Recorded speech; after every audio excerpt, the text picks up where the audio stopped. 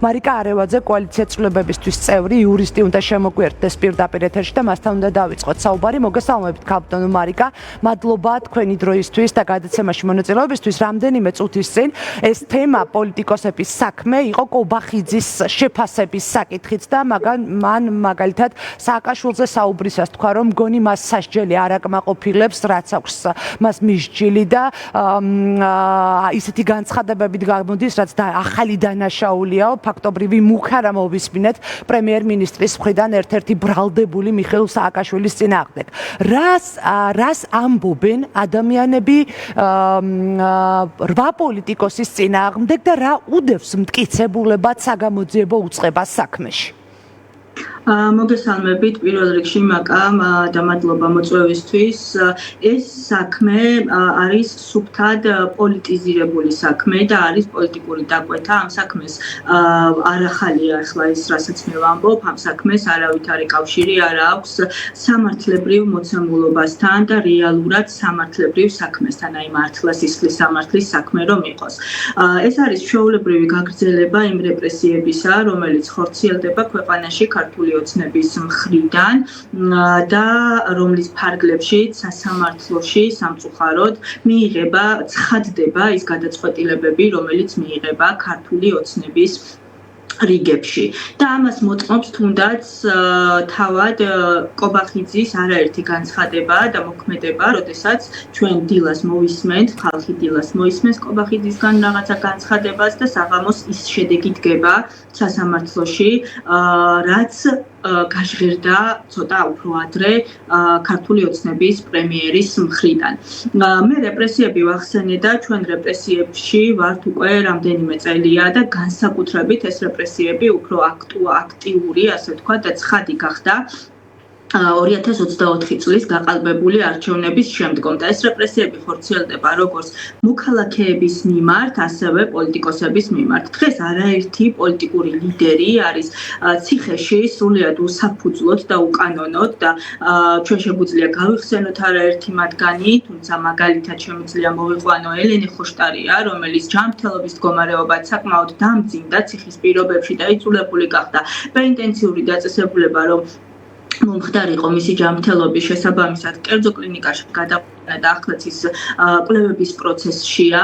ასევე სრულიად გაუგონარი მიზეზით ზის ციხეში მაგალითად ნიკამელია და სხვა პოლიტიკოსები, რომლებიც დღეს პირველებმა გაარკვია, რომ ვატო შაქარიშვილმა სასამართლოს ხდომაზე ნიკამელია ახსენეთ და ამიტომაც ნიკამელიას საქმე კიდე ცალკე საკითხია მისი დაკავების წუთიდან და ფორმიდან დაწყებული ამ ბრალდებით დამთავრებული, თუმცა აგენტის და პატრონის საუკეთესო მაგალითია ნიკამელიას кейსი, როდესაც ევროკავშირმა 2021 წელს 40,000 ლარიანი გირავო გადაუხადა მელიას. ეს იყო მელიას кейსზე წარდგენილი ერთ-ერთი მტკიცებულებად ნათქვამი სიტყვა, როგორც ეს პირველებმა გაარკვია და ასევე მაგალითად იყო მოყვანილი ლელოს 9 პუნქტიანი გეგმაც, როდესაც მაგალითად შაქარიშვილი ამბობდა, რომ რუსეთთან მიმართებაში შეზღუდვებთან დაკავშირებით დაწერილი გეგმა ლელოსი იყო ანტისახელმწიფოებრივი და ამით უნდა დადასტურდეს საბოტაჟიო. გარდა ამ განცხადებებისა, ამ ამოკრეფილი ფაქტებისა, შეხვედრებისა, რომელიც იმართებოდა და საჯარო იყო მედიით მათ შორის, ამის გარდა რამე მტკიცებულება საგამოძიებო უწყება მიიტანა რომელიმე მათგანის წინააღმდეგ სასამართლოში? ეს საქმე ისევე როგორც სხვა არაერთი პოლიტიკური საქმე არის აბსოლუტურად დაცლილი რეალურად მტკიცებულებებისგან. აქ შეუძლებელია სამართლებრივი შეფასების გაკეთება, იმიტომ რომ არ არსებობს დანაშაული და შესაბამისად არ არსებობს დანაშაულის დამადასტურებელი მტკიცებულება. ხელოვნურად შექმნილი რაღაცა თუნდაც ის მოწმეები, რომელიც თქვენ დღეს ახსენეთ, ჯერ ამ მოწმეების ისტორია და ბიოგრაფია უნდა იცოდეს ადამიანმა და ადამიანებმა იციან ძალიან კარგად საქართველოში და შესაბამისად მათი ბიოგრაფია მეტყველებს რამდენად სანდოა და რამდენად კეთილგანწყობილია საქართველოს ნამდვილ მომავალთან და დამოუკიდებელ მომავალთან მათი საქმიანობა. რომელიღაცა მოწმე ამ პოლიტიკოსს შეიძლება მოგწონდეს ან არ მოგწონდეს, თუმცა მტკიცებულებათან არარსებობის ნაწილი არის საინტერესო ძალიან მაყურებლისთვის. მტკიცებულებებზე ვსაუბრობ, რომ მტკიცებულება, რომელიც დაადასტურებს რეალურად საბოტაჟის არსებობას, რა თქმა უნდა, საქმეში არ დევს, იმიტომ რომ არ არსებობს დანაშაული, რომელსაც დღეს ედავებიან პოლიტიკურ ლიდერებს. მე თავშიც აღვნიშნე, ეს საქმე არის წმინდად პოლიტიკური. რატომ არის პოლიტიკური? იმიტომ რომ მოასუფთავონ პოლიტიკური ველი. ნახეთ, პირველ რიგში მოდით ყველაზე მარტივი კითხვა, ხო? რა არის მტრული საქმიანობა და ვისთან ურთიერთობა ითვლება მტრულად, ხო? ჩვენ დღეს გვაქვს მოცემულობა, როდესაც საქართველოს კონსტიტუციაში პირდაპირ წერია, რომ ეს არის საქართველოს კურსი არის ევროატლანტიკური კურსი. მისი მისწრაფება არის გახდეს ამ დიდი ევროპული ოჯახის წევრი. ამისთვის რომ პოლიტიკოსი მუშაობს, ურთიერთობას ამყარებს საერთაშორისო პარტნიორებთან, ცივილური სამყაროდან, დასავლეთთან, ეს შეიძლება თუ არა განიხილებოდეს მტრულ საქმიანობად. ამის საპირწონედ ჩვენ გვაქვს ოცნების საქმიანობა და იგივე თქვენს მიერ დღეს დასახელებული მოწმეების საქმიანობა, რომელიც ჩვენი ქვეყნის ოკუპანტ ქვეყანასთან მეგობრულ დამოკიდებულებაში ასე ვთქვათ, ვლინდება, ხომ?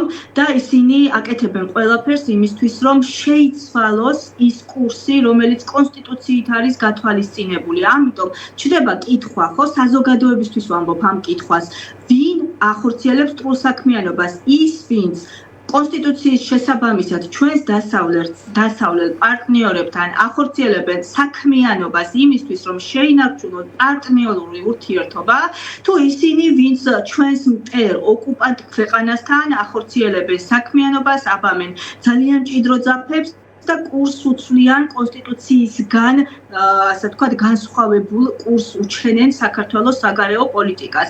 რეალური დამნაშავეები ძალიან კარგად ვიცით, რომ დღეს მიტაცებული ძალაუფლების ფარგლებში აი ასეთ პოლიტიზირებულ საქმეებს ახდენენ, გეგმავენ და ახორციელებენ ძალოვანი სტრუქტურების თუ სასამართლოს დახმარებით, ხო? და ის ადამიანები, რომლებიც ამ ქვეყნის მომავლისთვის იბრძვიან, იგივე რო ავიღოთ ნებისმიერი პოლიტიკოსი, ნიკა გვარამია, ზურაგირჩი ჯაფარიძე, ეხლა რატომ უნდა შეტრიალდნენ ესენი ისევ ციხეში, უსაფუძვლო ბრალის ფარგლებში? არსებობს ამის ალბათობა, რომ დაჩქარებული სასამართლო პროცესები, როდესაც კვირაში ორჯერ ჩაინიშნება სასამართლოს ხდომები, სწორედ ხდება იმისთვის, რომ ადამიანებმა, რომლებიც სულ ცოტა ხნის წინ დატოვეს საპატიმროები, უკან დააბრუნოს ბიძინა ივანიშვილმა. აი, რატომ სჭირდება ეს ლიდერები გამოკეტილი ციხეში ქართულ ოცნებას?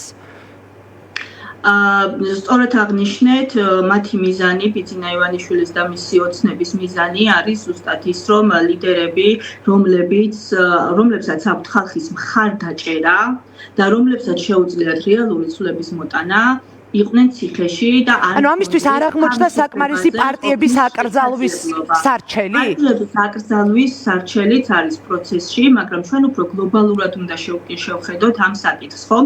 სულ რამდენიმე თვის წინ EUTHO-ს მხრიდან მოხდა დეკლარაციის მიღება და ზოგადად გამოვიდა, ასე ვთქვათ, მორიგი რეზოლუცია, სადაც პირდაპირ იყო მითითებული, რომ ქართული ოცნების როგორც ლეგიტიმური მმართველის აღიარება არ იქნება პოლიტპატიმრების პირობებში. ასევე არ იქნება არც ერთი მომდევნო არჩევნების სამართლიანად მიჩნეული, თუ კი ის ჩატარდება აი ამ საარჩევნო გარემოში. მაშინ რატომ აგროვებს ამ ხალხს ციხეში? და ოცნება კიდევ ცდილობს, რომ შექმნას სავაჭრო გარემო, კიდევ უფრო დაამძიმოს პირობები, რომ უფრო მეტი ბერკეტი დაიჭიროს თავისი გადასახედიდან ხელში, რომ ესე იგი ევროპელი დასავლელი პარტნიორები აიძულოს, რომ ის ღირებულებები, ანუ ძალადობა, რომელიც არ არის მათი, აი ამ ძალადობით მოხდეს თურმე აღიარება ოცნების, რაც გამორიცხულია და არაერთმა რის გამოვაჭრებას ცდილობს ახლა ქალბატონო მარიკა? აღიარების გამოვაჭრებას, მაგა. აღიარების გამოვაჭრებას. იმიტომ რომ ის თუ ჩაატარებს სამართლიან არჩევნებს, მაშინ ეს ნიშნავს მისი მხრიდან კაპიტულაციას, დანებებას, იმიტომ რომ მას არ აქვს არანაირი მხარდაჭერა ხალხში. ამიტომ მას უნდა აი ამ გაყალბებული არჩევნების პირობებში, bis შემდგომ რეპრესიების პირობებში, საარჩევნო კანონმდებლობის შეცვლის პირობებში, როდესაც ჩვენს ემიგრანტებს საერთოდ აღარ აქვთ ხმის მიცემის შესაძლებლობა, აი ამ პირობებში, როდესაც დამკვირვებლები არ იქნებიან, არც საერთაშორისო და არც შიდა დამკვირვებლები, აი ამ პირობებში ჩატარებული არჩევნებით მიიღონ აღიარება, რაც არ იქნება. ვერ იქნება, იმიტომ რომ ეს შეუთავსებელია განვითარებულ სამყაროსთან. აქ ჩვენ სხვანაირადაც რო ვიქცეოდეთ, ეს ვერ მოხდება. კი ბატონო, ქალბატონ მარიკა, თუ ასე მიუყვებით პროცესს ლიდერების ციხეში როგორი ვარაუდიც გამოითქმის, მათ შორის ბრალდებული პოლიტიკური ლიდერების მოლოდინიც ასეთია. აკრძალული პარტიები, რომლებიც საარჩევნო პროცესში მონაწილეობას უბრალოდ ვეღარ მიიღებენ, ეუთო ოდირთან დაკავშირებით კითხვის ნიშანი იქნებიან თუ არა საარჩევნო პროცესის დამკვირვებელი საერთაშორისო საზოგადოების წარმომადგენლები, მაშინ რა პოლიტიკურ ველს მივიღებთ 2028 წლის საპარლამენტო არჩევნებისთვის? იმისთვის რომ არჩევნებს კონდეს რაიმე აზრი, ქვეყნის შიგნით ალიანსის მხრიდან წარმოდგენილია 6 პუნქტი, რომელიც მიუთითებს, ანუ რომელიც ფაქტობრივად ქმნის იმ გარემოს, რომ არჩევნებში მონაწილეობას კონდეს, ანუ სამართლიანი ნობასთან მიახლოებული იყოს არჩევნები და კონდეს აზრი. ამის პარალელურად ჩვენ ვხედავთ, რომ რაც ვახსენეთ წეგან ეუთოს რეზოლუცია, რომელიც პირდაპირ ამბობს, რომ ამ საარჩევნო გარემოში, ანუ იმ პირობების გარეშე, რაც ჩვენც გვაქვს გაცხადებული ხო ალიანსის, რაც ვახსენე, შეუძლებელია და არ იქნება არც ერთი მომდევნო არჩევნები მიჩნეული სამართლიანად. ამიტომ აქ მნიშვნელოვანია, აკრძალვა მოხდება, დაჭერა მოხდება და ნიკა გვარამიან პირდაპირ თქვა, რომ არ იქნება ვაჭრობა მისი თავისუფლებით, ხო? და გაგრძელდება ბრძოლის რამე ბერკეტი რჩება ოპოზიციას. პროტესტი, რომელსაც საზოგადოება ისედაც ახორციელებს, ეროვნული ბრძოლა, რომელიც იქნება აი ამ გაუჩერებელი, დაუღალავი პროტესტით და რომელიც აუცილებლად შედეგს გამოიღებს. ეს არის ზუსტად რაც აშინებთ საზოგადოების. ნახეთ, საზოგადოების გაუჩერებელი პროტესტი, ოპოზიციის თანმიმდევრულობა და უკომპრომისობა. ეს არის რაც აშინებთ და რის გამოც გრძელდება რეპრესიები. შიშის გამოძახილია ეს საქმეც მათ შორის? ბატონო, შიშის გამოძახილია ეს საქმეც პოლიტიკური ლიდერების წინააღმდეგ აღძრული საქმე? რა თქმა უნდა, მათ რომ ყველაფერი კარგად ქონდეთ და მათ არ ქონდეთ ხელისუფლების მიტაცებული ძალაუფლების დაკარგვის შიში და საფრთხე. როგორ ფიქრობთ, რეპრესიები კიდევ იქნებოდა?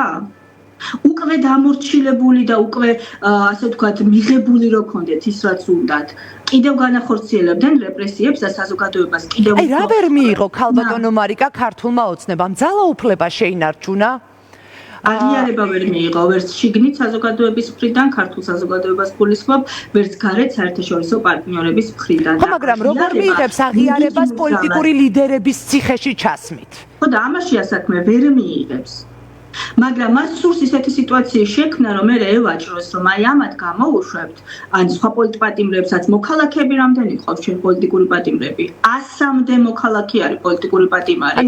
არაფრის ლუკაშენკოს გზას ადგას ახლა ივანიშვილი ამას ამბობს. თუმცა ლუკაშენკოს მსგავსი ძალაუფლება მას არ აქვს.